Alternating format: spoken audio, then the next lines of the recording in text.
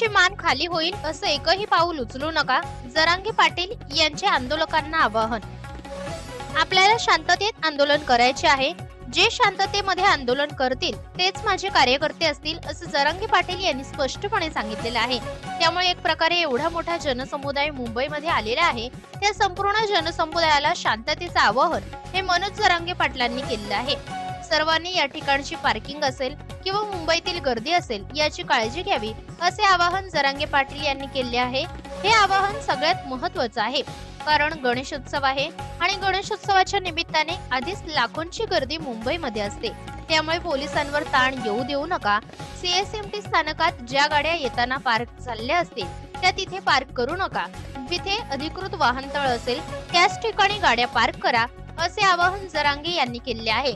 इतकंच नाही तर 2 तासांमध्ये मुंबईतील वाहतूक सुटली पाहिजे असे आदेशच जरांगे पाटलांनी दिले आहेत।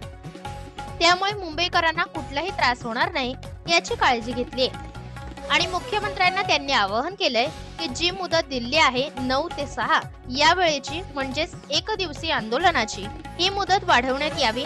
आपण आमरण उपोषणासाठी इथे आलेले आहोत आणि आमरण उपोषणच करणार।